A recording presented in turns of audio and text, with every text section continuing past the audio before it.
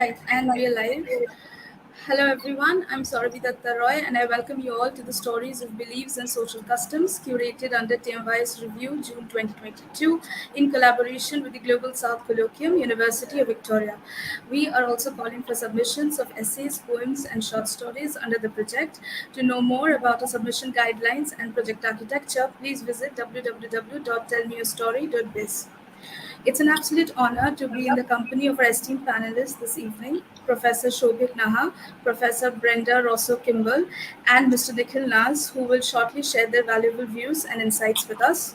Our topic for today is importance of recreational sports as mode of relaxation under the subtheme sports and recreation. But before we move on to the discussion, I would now like to take a brief moment to introduce each of our panelists. Professor Souvik Naha is a senior lecturer in imperial and post-colonial history at the University of Glasgow. Prior to joining Glasgow, he held a Mary Sklodowska Curie Actions Individual Fellowship at Durham University.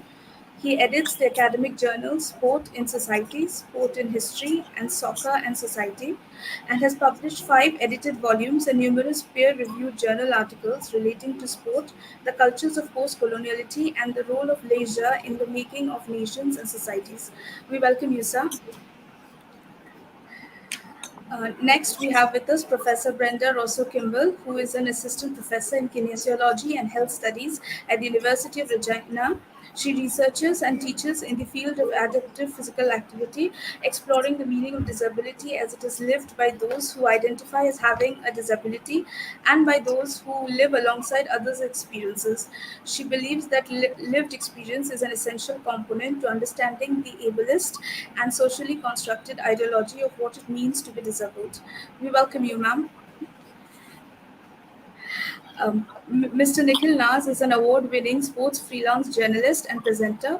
He has traveled across the globe to cover some of the biggest sporting events, including the ICC Cricket World Cups, the FIFA World Cup, and the Summer Olympic Games.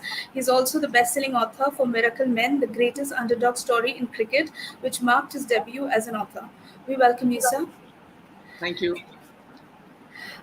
We open the forum for discussion now. I would like to invite Professor Naha to take it over from me. Thank you, Sourabhi. It's really kind of you to introduce me, and I'm really happy to be here as part of the panel. I was a bit hesitant to think about sport as a recreational activity because, in the course of my research, I have always spoken about how it's enmeshed with national and international politics. It's full of struggle, resistance. So, thinking about sport merely as recreation is kind of difficult for somebody like me who's invested so much into the political and the popular aspects of sport. Having said that, I would like to visualize what the producers of an advertisement for the Indian tea board, which came out in the Illustrated Weekly of India in 1952, what they tried to mean by sport and pastime. So the caption for the advertisement was, "Is sport is cricket a sport or a pastime?" So they didn't really provide an answer. There was an accompanying picture showing a very popular international cricketer sipping from a cup of tea. So it was up to the readers to decide whether cricket was sport or pastime or recreational, or it was a recreational activity for that matter. It can be all of them at the same time. So recreational sport activities are both leisure activities and sports.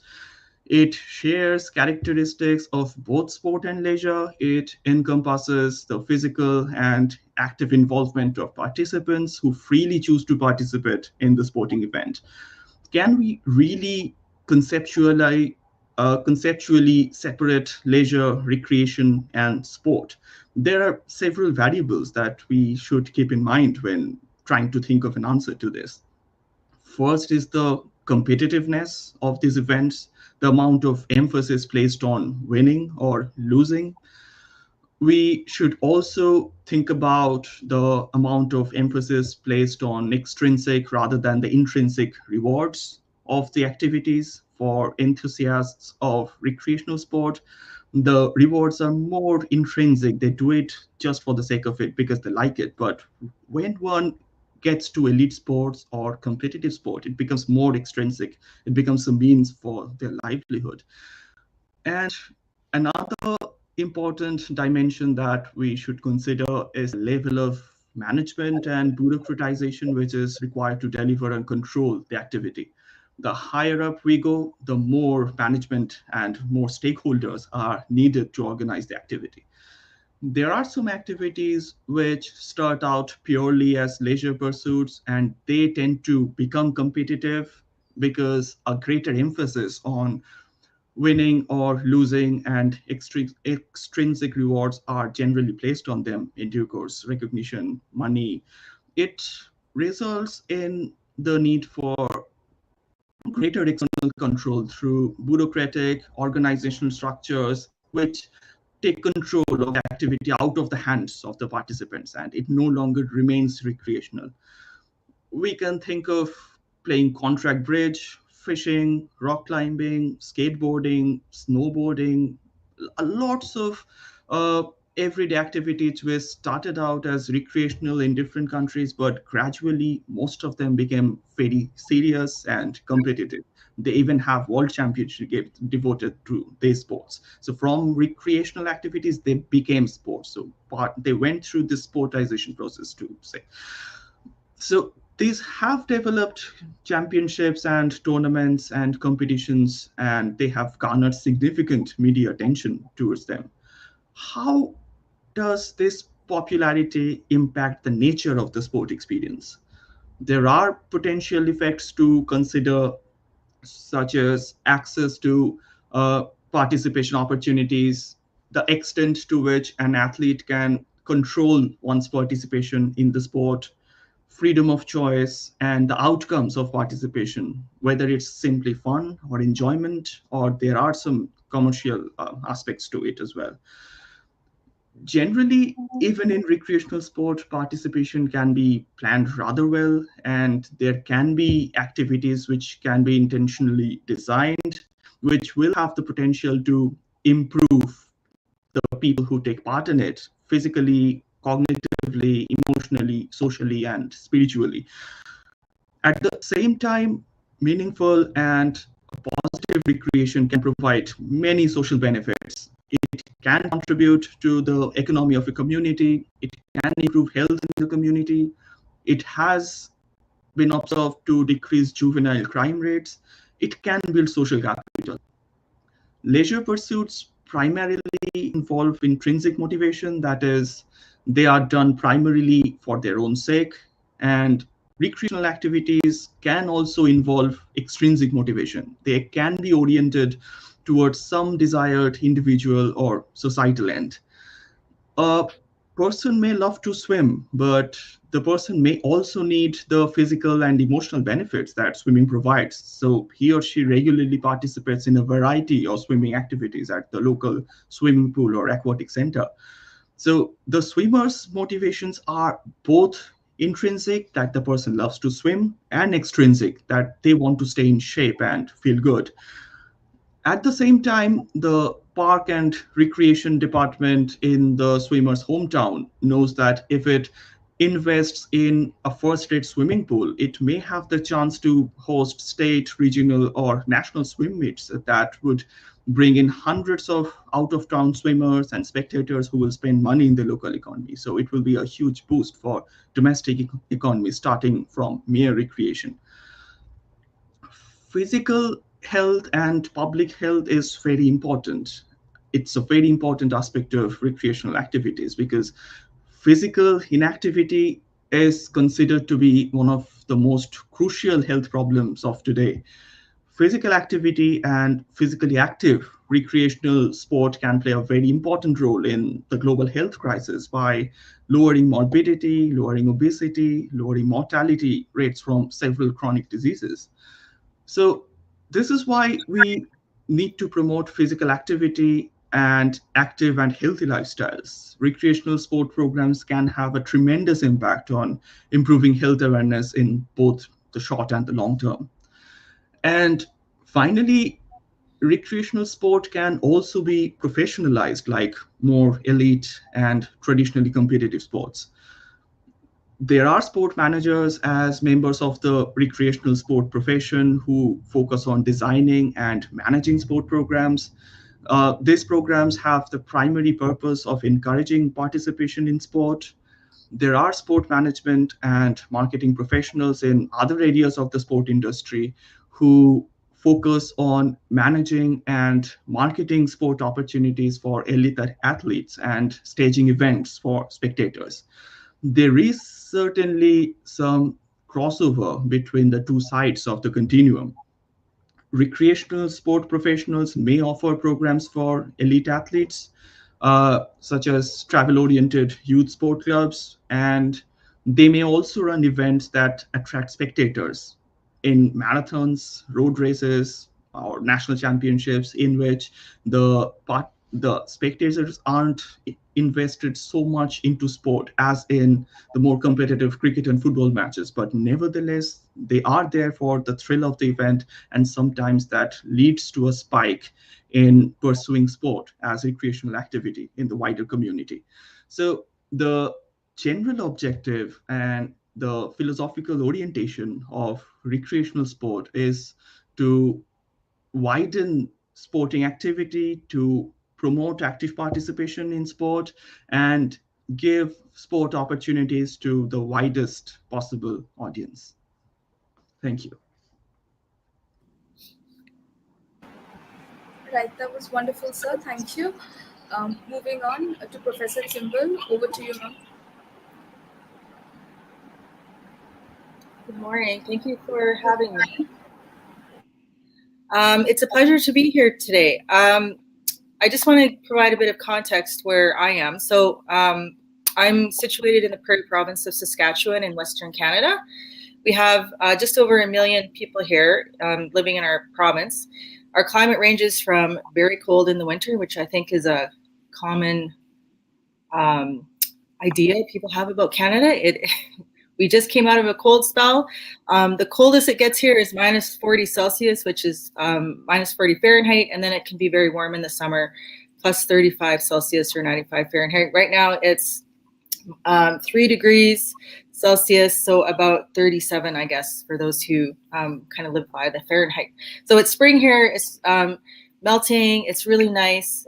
Even though we have this kind of large swing of temperature ranges, our climate offers a ton of opportunities for physical activity. Lots of winter sports, lots of summer sports. We have, 100,000 lakes and rivers to enjoy, national parks, provincial parks, and lots of sunshine. So it's really great. I am a professor in the Faculty of Kinesiology and Health Studies at the University of Regina. I've been there for just over 16 years. And so while I am a researcher and an instructor, my work here is also to recognize the impact that colonization has had on Indigenous people in my country.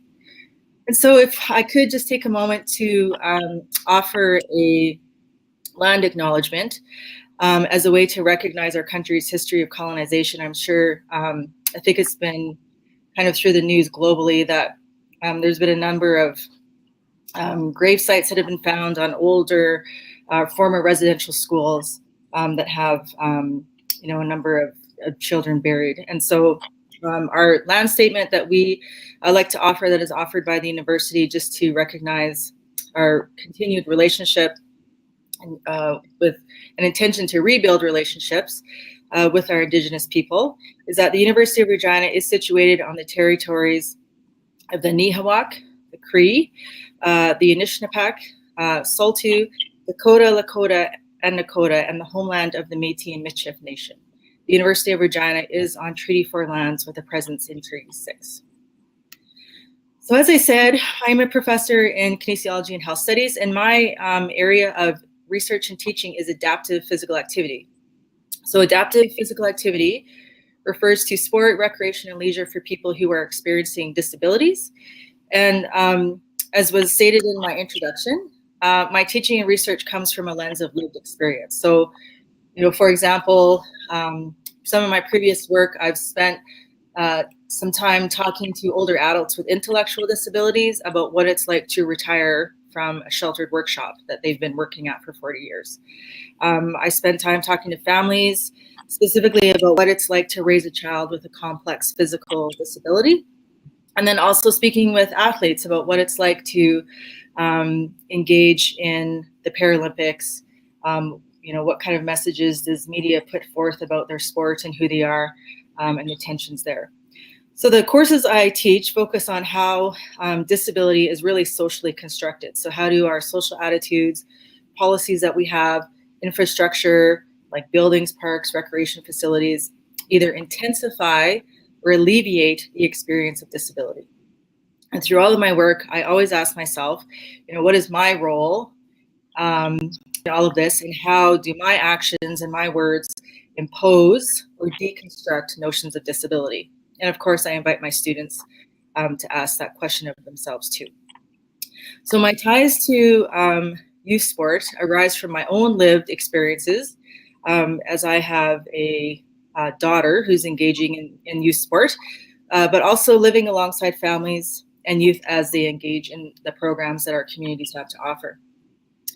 And also, some of my thinking about adaptive physical activity programs that we offer aligns with a framework that I use to kind of consider the value of youth sport. I've used that framework to kind of think about what is the value of adaptive physical activity programming. And so I'd like to just draw some parallels between youth sport programming and programs that are designed for people who are living with disabilities.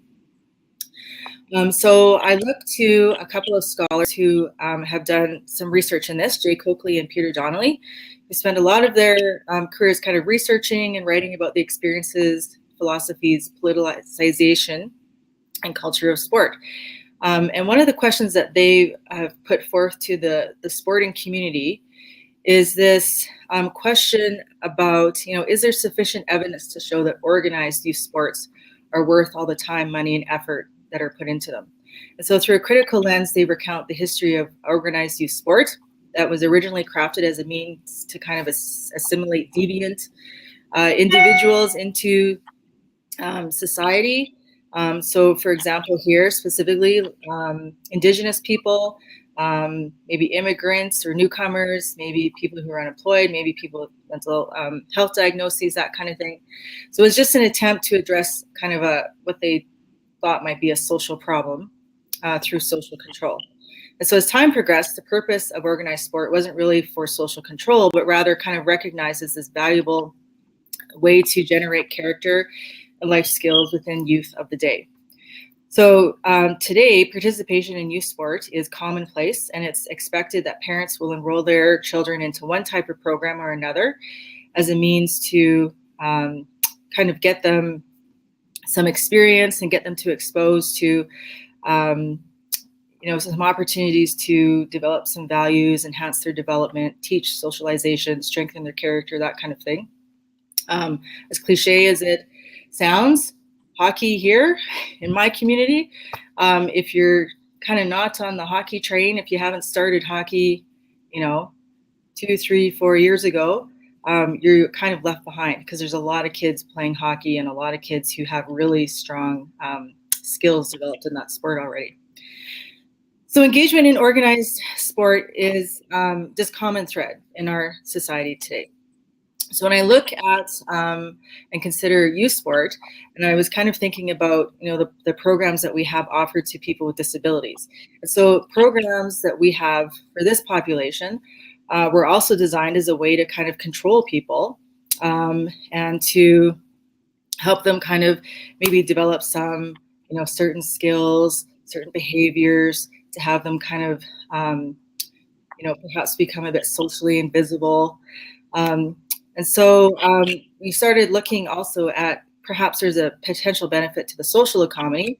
So development of group homes, sheltered workshops, replaced institutions, in hopes that like kind of newly skilled and normalized workers could contribute to society. So in my own community here, we have a lot of programs for people with disabilities that address their social needs, vocational needs, educational needs, recreational, etc. And so there's just this kind of programming plot that really runs thick through the lives of people with disabilities, kind of similar to the programming plot that runs thick through youth and youth sport. So just as youth sport exists, it's commonplace and expected that people with disabilities enroll in or enter into some kind of facility that houses some kind of skill development program. And actually here, if I, had a child with a disability who is, age 18, 19, 20, and I wanted, said child to move out of my house into a group home won't actually accept someone unless they have somewhere to go during the day. So they have to be enrolled in some kind of day program or sheltered workshop. So there's this idea that they have to be doing something. They have to go somewhere between the hours of kind of 8 a.m. and 4 p.m. Every day, just so you can access somewhere to live. So if we kind of look deeper into this narrative of youth sport and look at some more ideology from that, there's more common threads that kind of run through the service provision for people with disabilities. So parents enroll their kids into organized youth sport programs for a lot of reasons, to demonstrate that they're essentially kind of good parents. So, my child is doing something, I can account for their whereabouts, etc. Also as a way to kind of, maintain some social order. So to keep children active and constructively occupied, they're out of trouble, they're under the supervision of adults, and then also protecting children and youth from the dangers of kind of the outside world, where hanging out or engaging in informal activities can be, perhaps dangerous, or maybe, kind of the roots of youth programming, the idea that we're going to keep them out of trouble if we have somewhere for them to go and something productive for them to do.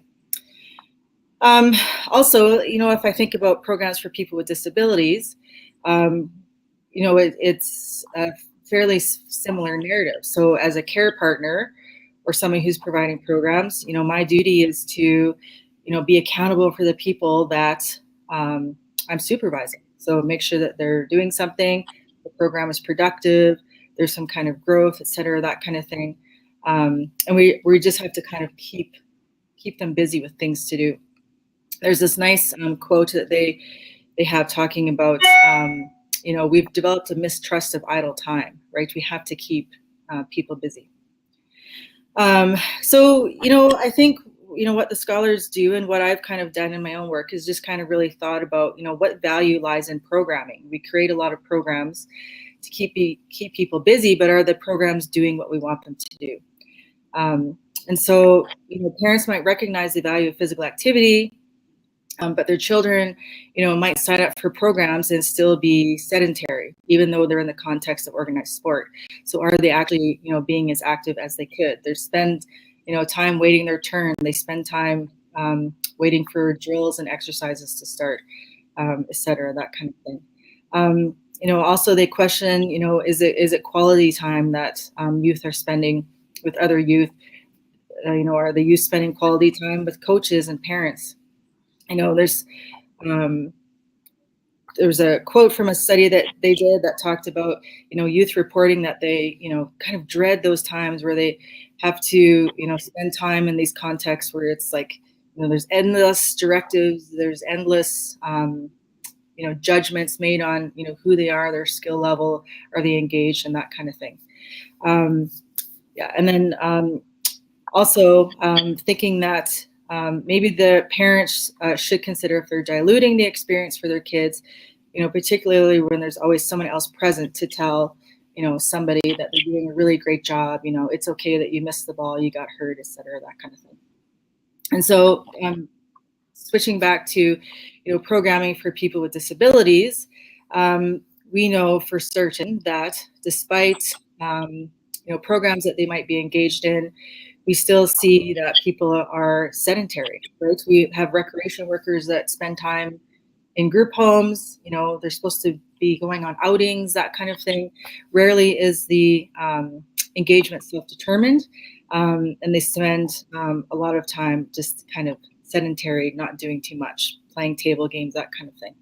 So the quality of time that programmers spend with people in a structured, contrived setting tends to be focused on the management of the environment rather than the experiences of the people.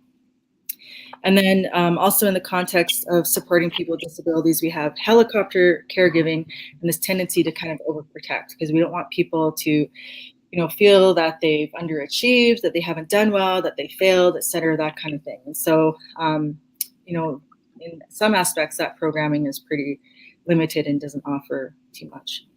So I've taken a bit of a different approach to this. I hope that's okay. But I think, kind of my final message is that we just need to ask some, really important questions about, programming in general, and specifically for this talk today, thinking about youth recreational sports. So is it doing what we want it to do? How are youth feeling about it? What value is it adding to the lives of youth, families, and communities?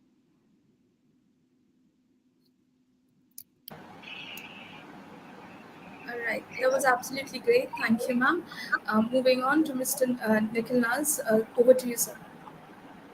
Well, thank you so much. Some great insights there from Professor Kimball and Professor Naha. I'll try to do my best. I come from a different background, and being a professional journalist, I've had the opportunity of covering top-level sport or maybe sometime grassroots sport. I haven't dwelled too much into recreational sport, but I think the only way that qualifies me to talk about it is because I'm a recreational sports person. That's how my weekends are rather busy. Whether I play a bit of cricket on the side or a bit of soccer. My wife runs a marathon, plays tennis quite often. So I come from a recreational sporting family, even though our best years are right behind us. But we continue to do that. And I could share with some of my personal experiences as to how that's benefited me. As an individual, not so much as a sports journalist. Now, so I mean, the benefits of sports as a recreational tool have now been very well established. You've got it in HR policies across companies, whether they are schools or colleges. It's very well established that you need to have sport as part of your curriculum, and all these corporate entities, or whether schools or colleges, now encourage that and ensure that the folks that they have under them are continuing playing sport, even though they may not be aiming to be competitive sports person. I'll give you a few examples from where I'm staying. As Professor Kimball gave you a bit of an idea of where she was, the socioeconomic sort of surroundings where she is in Canada at the moment. I'll give you an idea. I stay in Delhi NCR, which is the National Capital Region in India, one of the most populated region in the world. And so there was a app that was started by a group of youngsters that's called Crick Heroes, and that was aimed at only recreational sports people and specifically to just cricket. It was started a few years ago, and as I said, I do participate in a few very casual cricket tournaments now. So that app, now while we have all these professional apps giving you scores as well as tracking matches at the international level, these two young men came together to make an app for these recreational sports people, whether they're part of the corporate structure or are in academics or wherever else they may be working, professionals who do play recreational sports. So that app, just to give you a few numbers, was started about 4 or 5 years ago. Today has 10 million registered users across the country. It's got scores of more than 2 million matches, and at the moment it's valued at more than 10 million US dollars at the moment. The valuation of that app just tells you that there's a massive market. People are indulging in recreational sport. Another example, if I could give you, just from the area where I stay in, so I stay in a place called Noida, which is kind of a suburb of New Delhi, and a rough estimate of there are close to about 80 to 10 badminton courts around my house. They're busy 18 hours a day, 7 days a week. It's very tough to get a badminton court, and most of the folks that are playing there are, as I said, professional, working in finance or IT or whatever you have it.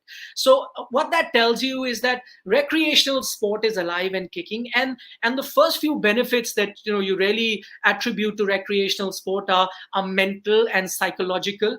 So you know that it's well documented that it helps you deal with stress, with depression, with anxiety. There are a number of papers done on that, and I don't really need to dwell much on that. The other benefit that you look at when you talk about recreational sport are physical benefits. It allows you to stay fit, and a fit body also leads to a healthier mind, and these are things that we often speak about and are really instilled in us. So these are the two benefits at the moment: mental and physical. Professor Kimball also, spoke about how sport was used to integrate indigenous people into the society. And I think that's the area that I would like to focus in on. That's the social benefit of recreational sport. And I think that really needs to be talked about a bit more. Because if you take a look at, how do we view sport at the moment? It's either at a top competition level that, whether you're playing it in school or in college or whichever level, you're looking at it as a competition that I need to win. And so winning training is important. Do I have a future in it? Am I going to be a professional sports person? When do I start sport? How many coaching classes I do? So sport is viewed as a competition. That's the first thing. And the other thing, as I mentioned, sport is viewed as a physical activity. So if you're not aiming to be a professional sports person or the best in whichever age group that you're playing, the other benefit you're looking at is the physical benefit of sport. And I think that's the mistake we tend to make. And the one aspect that we really miss out is the social benefit of sport. And that is, I think, how we must view sport. Just to give an idea, I'm going to go back and just look at the genesis of sport. How is it that sport was born? So, sport was a form of entertainment and a social activity from time immemorial, even before probably the first Olympic Games were played. My limited understanding of history tells me, and I'm not a student of history, so pardon me if I get my facts wrong, but I do understand that Homo sapiens weren't the first species to be on our planet. There were others, but Homo sapiens continued to live while the other became extinct. So Neanderthals, for example, they had better tools. As I read, they were physically more stronger, were more used to the hostile, colder climate of Europe. And also because they reached Europe many years before the Homo sapiens, yet it was the Homo sapiens that were able to outlive them. And that was mainly put down to their social activities. They shared a connect through either art, music, or painting, and unorganized sport. When I say unorganized sport, they may not have been any sport in particular, but maybe, I don't know, throwing stone and who throws the stone the furthest, things like that. So they engaged in things like that that are well documented. So no matter how far fellow Homo sapiens stayed, they indulged in these social activities, and sport was part of that. Neanderthals, on the other hand, as I read it, were clannish, and eventually, as we all know, got wiped out. So of course, there were other, medical theories about interbreeding and all of that. I'm not going to dwell too much into it. But sports, what I'm trying to really emphasize on is that sport was essential for human survival. So it's not the exclusive or the only reason that Homo sapiens survived, but it is one of the reasons alongside, let's say, art and language. So what I tell people is treat sport like you would treat a holiday, or you would treat a visit to a shopping mall, or visit to a spa. And that's what sport does to you socially, mentally, and as I mentioned, physically as well. That's the kind of impact that sport tends to have on people. So, I mean, and this is now, as I mentioned in the examples earlier, is benefiting India to an extent. What I see in the West, or let me take an example of, let's say, in America or Australia. And so when someone's playing sport there, it's not because they aim to be a professional sports person. I mean, the Olympic program in the US of A is not really funded by the government. It's because everyone wants to partake in those sporting activities in schools and colleges, because it's part of that culture, because of the benefits that I just mentioned, one of them being social. And so then you get a supply line of really competitive sports person. I think where we lack in India at the moment, because sport is viewed as something of a vocation or a profession, where if you're not good enough to be a professional sportsman, you just let sport be on the side, and then you look at other things that you probably may excel at. And so I think that's the folly, that's the mistake we tend to make. Once we inculcate recreational sport, realizing that fine, an X or Y may not be good enough to be a professional sportsman or have a life in sport, whether it's as a coach or as a manager, they could still continue doing their recreational sport alongside whatever else that they want to pursue. And I see that more in the West, not so much in India. And I think once we instill the benefits that sport brings socially as a social object, I think that mindset might change. And then it has a percolating effect, because once everyone is involved in sport, your supply line or number of people or number of sports people to pick from increases. That eventually then leads to better performances at the international level, which again has a percolating effect on the general population, where they tend to feel a lot of pride, a lot of happiness in someone from their own country doing well. So I think this is one area that we really need to dwell on, rather than getting into the nitty-gritties of professional sport and all the diets and trainers or mental coaches that we're looking at. Just instill this benefit, the social benefit of sport, and I think that would be a good start to view sport differently. I know there are lots of stories. I wanted to mention a few stories. There are lots of stories about how sports people escaped a life of, let's say, drugs or crime, and then became well-known sports person. You could have examples from the favela of Brazil, players becoming massive footballers there, or it could be, extrapolated to black neighborhoods in the US, where, from to escape a life of drugs and crime, you became, top-level basketball players or NFL players. Slums in India producing sometime cricketers or footballers. There are stories there, but the story of folks that have been socially accepted because of sport needs to be told more. And so I'm going to mention a couple of examples there. One of German record hammer thrower, Betty Helder. She's often spoken about that when she was a child, she was shy, often teased because of her red hair, but competing in sport made her much more self-confident. And she says that she learned to build on her strengths and combat her weaknesses while working towards a goal. So this still helps her today, she says. So I think that's the factor that we need to consider. Another example is of Dernhurst Colin. I don't know if a lot of you recall, he was part of a viral video when he was a 9-year-old, standing in a line at Popeyes, which is a fried chicken chain in the US, and his side-eyed gaze became internet sensation. He was ridiculed, made fun of, and he had to live his life like that, became very underconfident. But last year, I believe, Colin's part took a turn, and he became part of sporting folklore. His high school team ended up winning the state championship, and from there on, he says he's now developed the sort of confidence that he needs to face the world. So that's the change, or the change agent that sport can be. And so if we focus on that, I think we'd be a much happier society.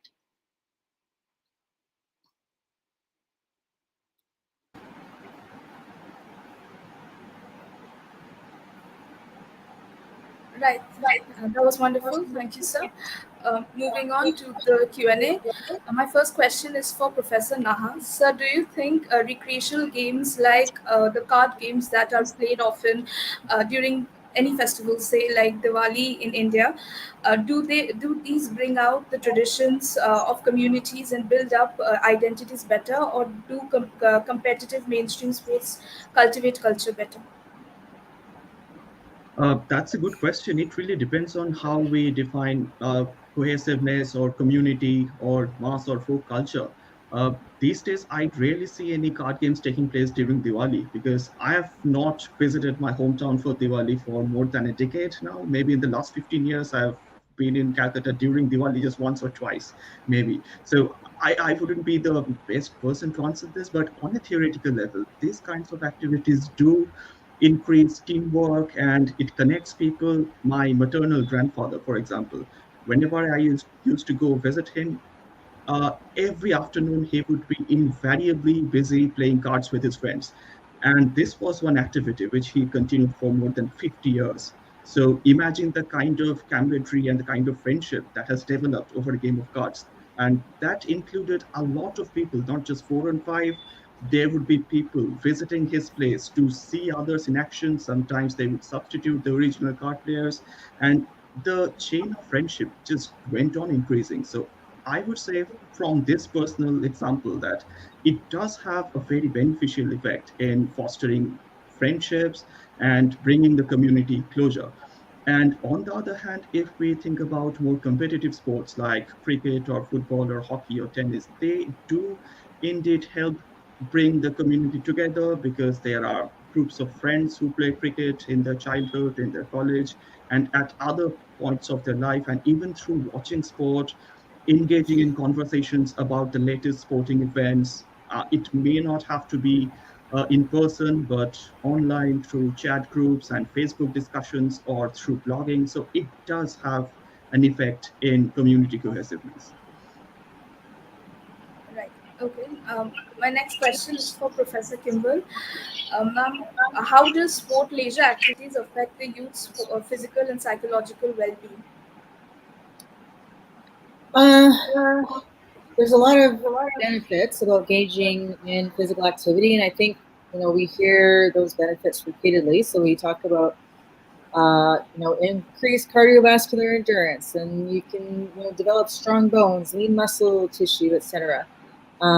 We talk about the psychological well-being of having an improved mood, reducing anxiety and depression.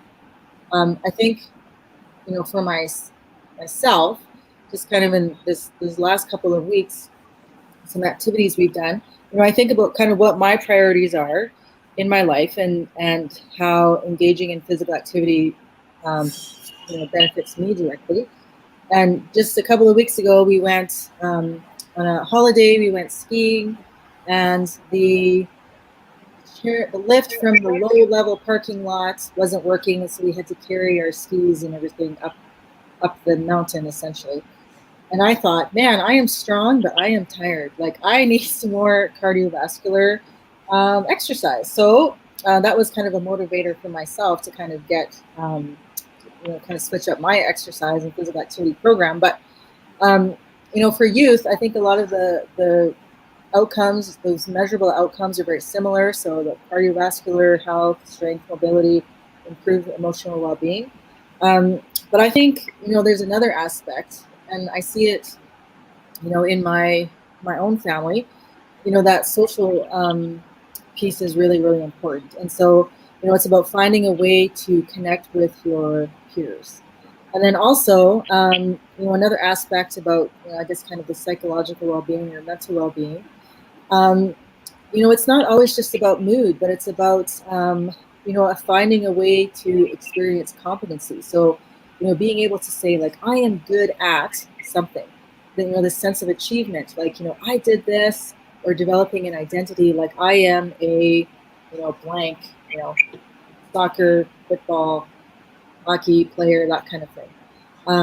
And so, having those experiences too, I think really help people develop really good positive attitudes about physical activity.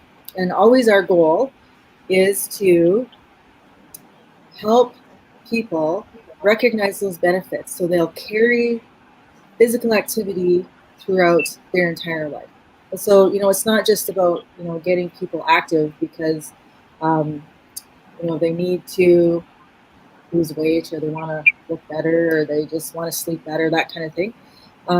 It's about really wanting to do that, and wanting to be active throughout your whole life. So having the opportunities to build positive lifelong attitudes and habits in terms of physical activity, and developing a good, positive relationship with being active.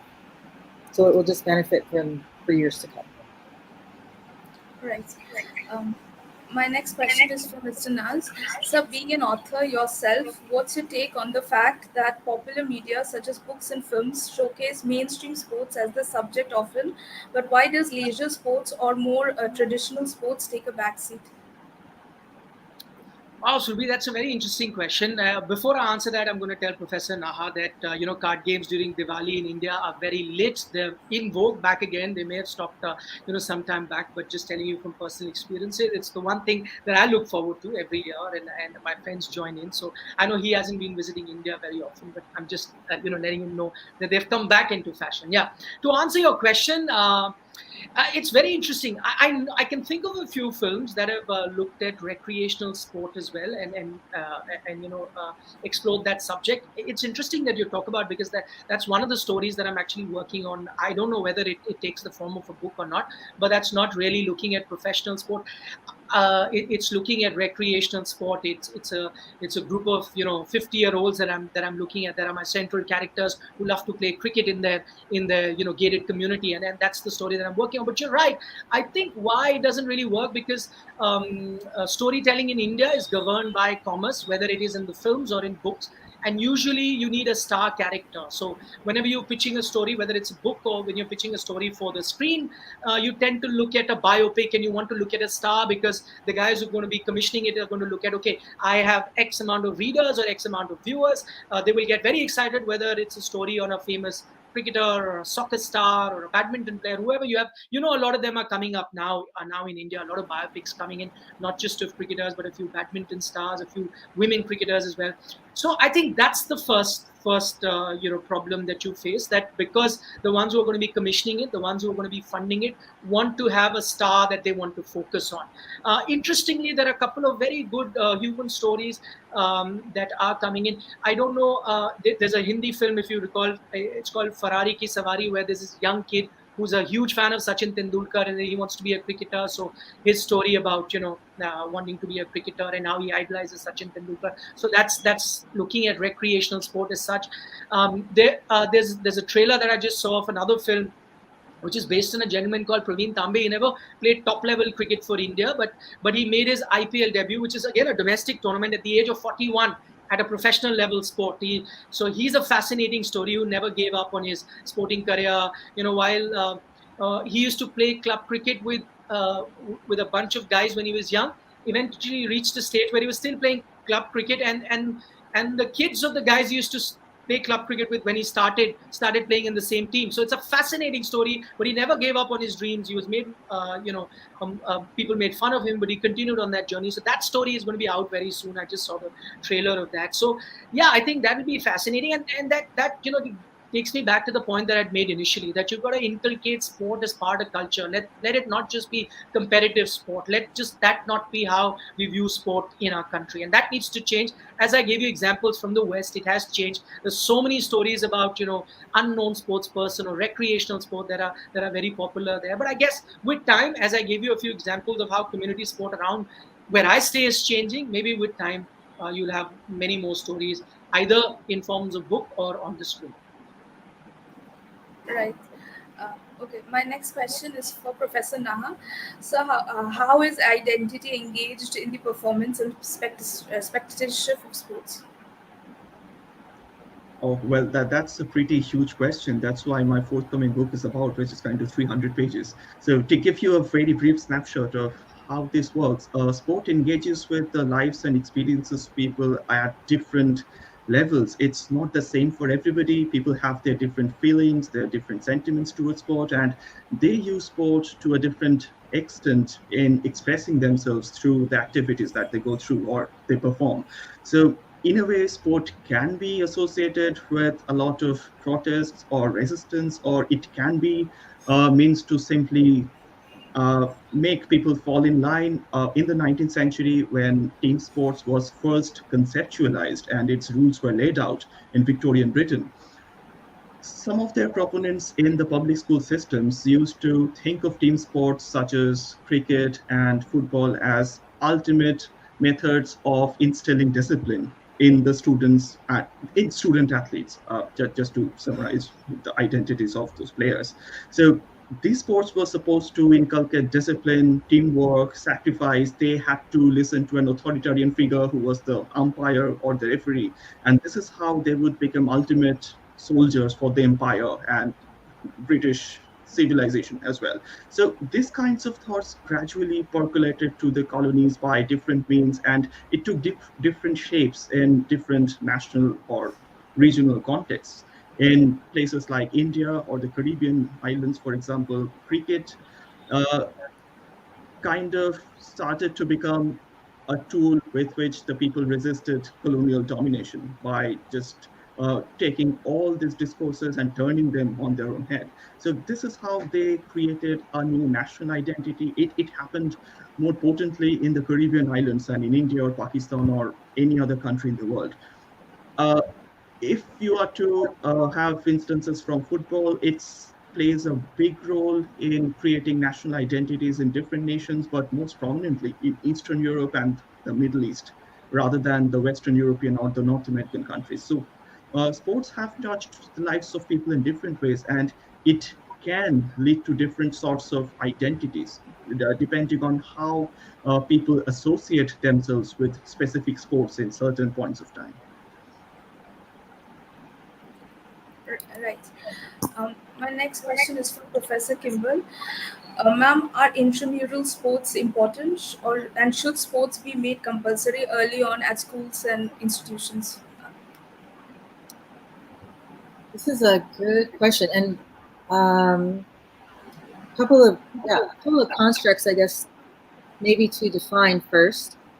So I'm thinking of intramural sports as activities that are tied to the school, kind of outside the hours of curriculum instruction. So my understanding is that a school might have a basketball team or a baseball team or a soccer team, and so they might kind of go out and compete against other schools in that division and travel, perhaps.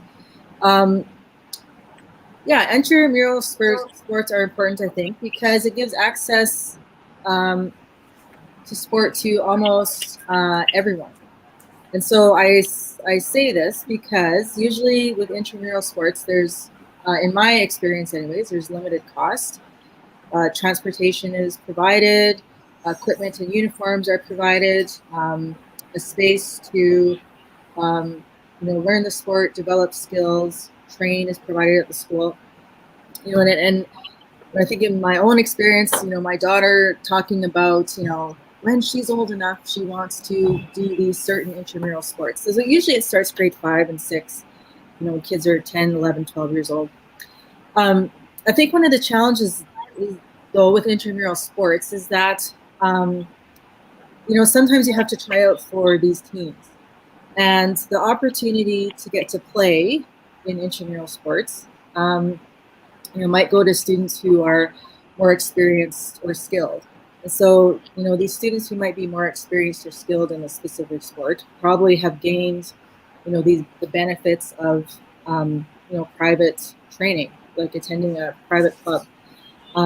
They paid money to attend, a soccer camp or to learn how to play ball or that kind of thing. And so it's the really well-skilled kids who get the spots. And even in, if you have kind of a intramural league within your school, it's probably the kids who, play,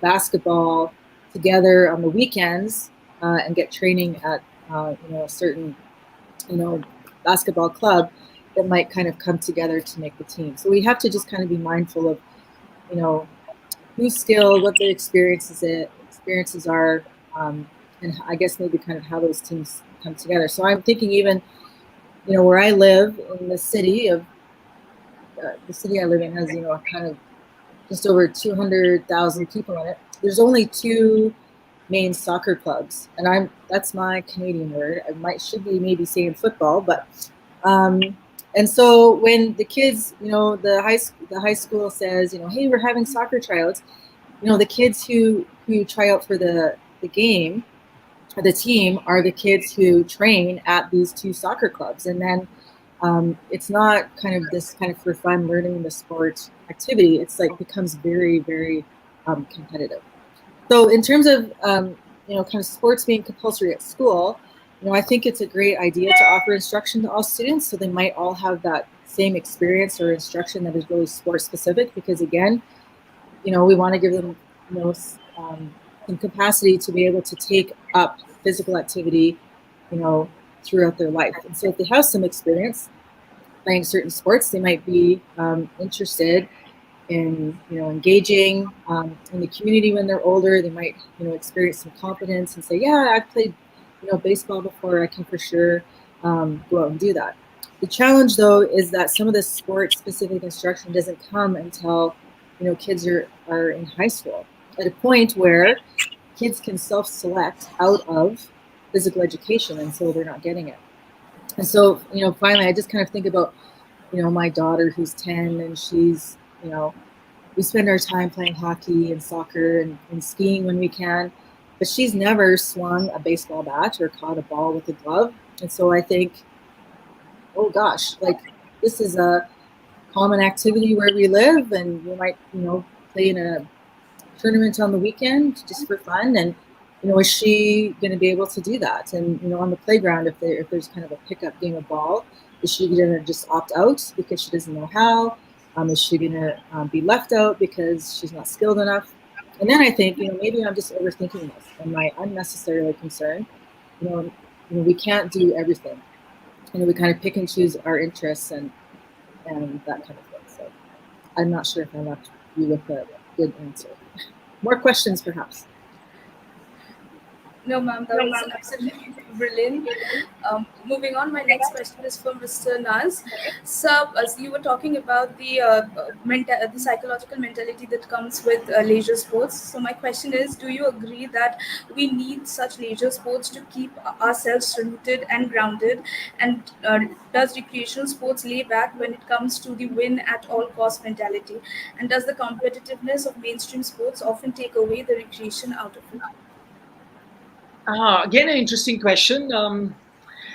So, I'm going to talk to you as also a soccer coach. I'm a certified soccer coach, and I do sometimes over weekend teach under 10s and under 12s in soccer.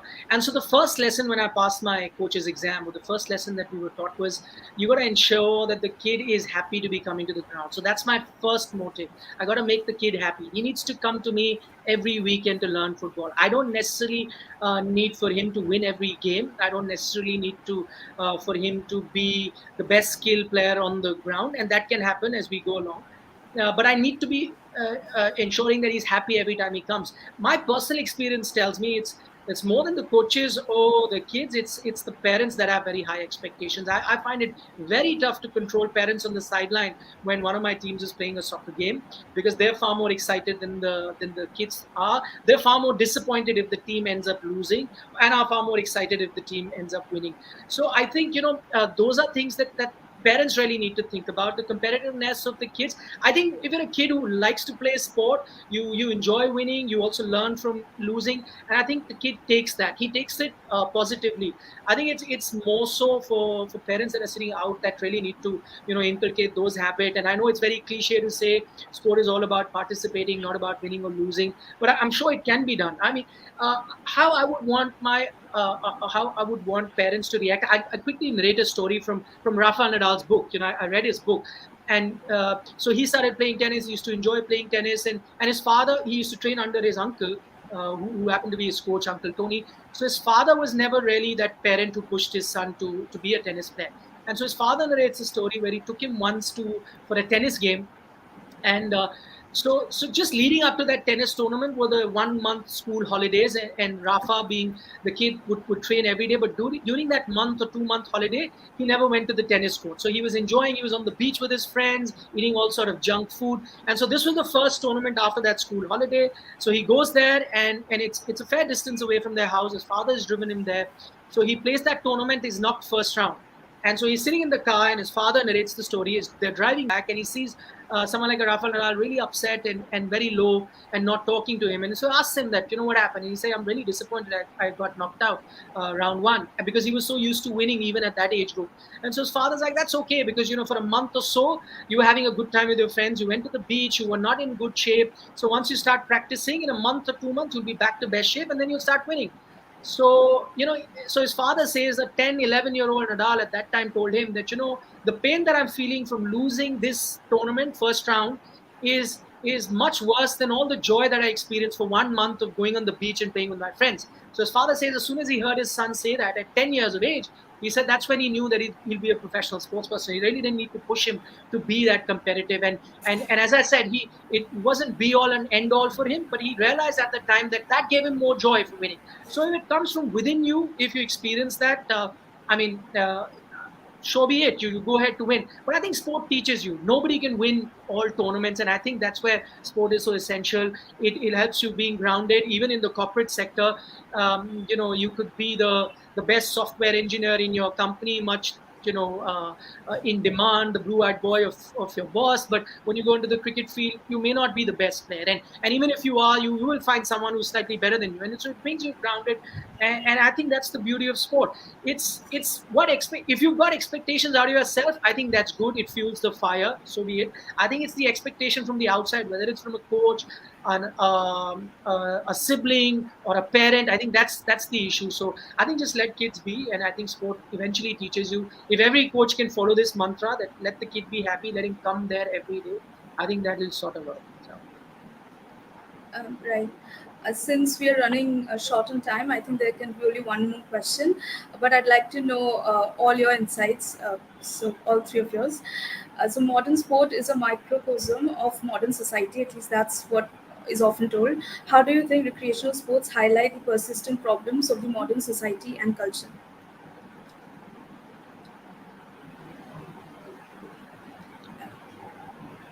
Who would you want to start on that? Or do we all answer? So, why don't you start, sir? Everyone can answer one by one, I guess. I think that the question that you asked me, I think that has the answer in it. Where I think the one issue is that modern society is like win at all costs sort of a thing, where it's uh, you know uh, mm, a race where everyone wants to come first, and that's not possible, and that's where you face disappointment. I think modern sport is tending to reach that level, so I think that's one thing that mirrors the society that we live in. All right, Professor Kimball. Um, I I guess this is a really good question. And I kind of go back to what the other presenters talked about. This idea, that it's hard to define what recreational sport is. Like, who defines it? Who organizes it?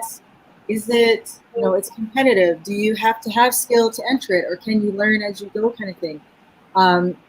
But one of the kind of persistent problems I see is that it seems to, people who access it, it's people who are privileged, right? And so, by that I mean people who might have the freedom to, take, leave work early to get someone to practice, or to, take, travel and have money to spend, in hotels to take part in a tournament. They have access to childcare. They have money to pay for, the fees for training equipment, that kind of thing. And so, I think about, some families that I've worked alongside that they don't have access to recreational sports because, rec sport requires, money, time, transportation, and not everybody has money, time, and transportation. So I think one of the challenges is that if we want youth to develop lifelong habits for physical activity, and we consider sport as a way to do that, then maybe the current recreational sports system needs to be addressed. We need to think about how we can create space for everybody to take part, and then when we can make it accessible, to everyone, then maybe it might encourage more people to become active and stay active throughout their life. Right, Professor Naha, your take on it? Yeah, I quite agree with the observation that certain sections of the society are more privileged than others when they take part in both recreational and professional sport. Since people start with recreational sports in general when they're very young, before they go on to be participating in more elite and competitive sports, they tend to look at sport from their particular social location, and they don't really forget the lessons that they learn early in their lives. And this largely shapes their worldview and also shapes how they behave as a sportsperson when they go to that elite level. Right. Okay. With that, we come to an end. It was an absolute delight to get to know such exciting and thought-provoking insights about recreational and leisure sports. Um, we often talk about the competitive and mainstream sports, so it was really, really nice. I'm sure our viewers who watched the live and who will be watching it on our Facebook page will love it equally. Thank you once again to Professor Naha, Professor Kimball, and Mr. Naz for taking out time from your busy schedules to speak on the TMYS platform. It was absolutely, absolutely enriching. Just a reminder, we are calling for submission of essays, poems, and short stories under the project. To know more, please visit www.tellmeastory.biz. Thank you all. Thank you. Thank you so much. Thank you. It was nice meeting you. Same here. It's a pleasure to meet all of you.